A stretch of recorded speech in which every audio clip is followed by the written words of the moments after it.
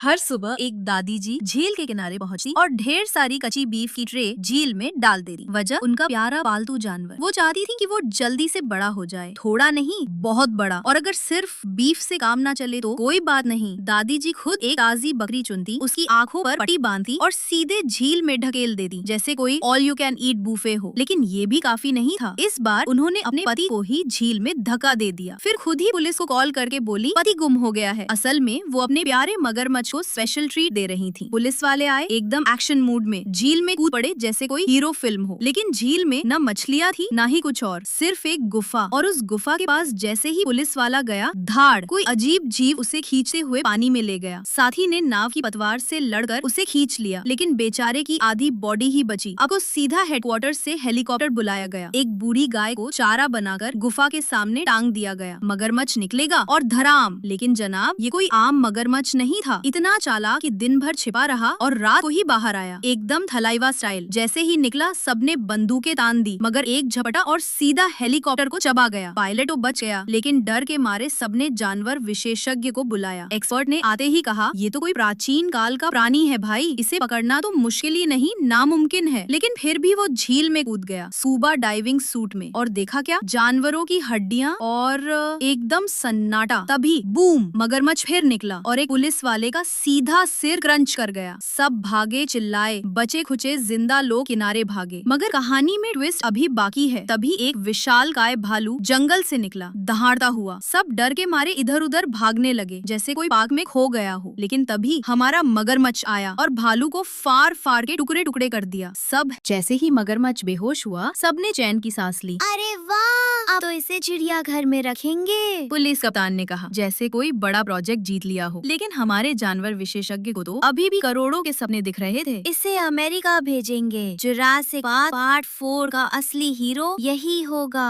सबसे पहले शुरू हुई सेल्फी विद मगरमच्छ मुहिम। कोई उसकी पूंछ पकड़कर पोज दे रहा था, तो कोई उसकी नाक पर बैठकर इंस्टाग्राम स्टोरी बना रहा था। लेकिन तभी हल्का सा झटका, मगरमच्छ की आँख हल्की सी खुल गई। एक कांस्टेबल बोला, सर ये तो हिला। कप्तान बोला, अरे नींद में अंगड़ाई ले रहा है। 10 सेकंड बाद बूम, मगरमच्छ ने उठे ही एक जवान को पकड़कर हवा में झूला झूला दिया, जैसे रोटियों की मशीन में आटा फेंक दिया हो।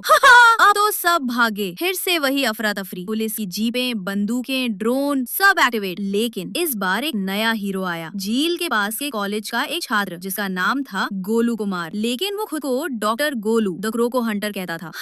गोलू बोला, इस मगरमच्छ को हराया नहीं जा सकता, इसे बस समझाया जा सकता है। सब लोग बोले, तू पागल है क्या? गोलू बोला, नहीं सर, मैंने व्हाट्सएप यूनिवर्सिटी से मगरमच्छों की भाषा सीखी है। वो मगरमच्छ के पास गया और बोला, कुकु।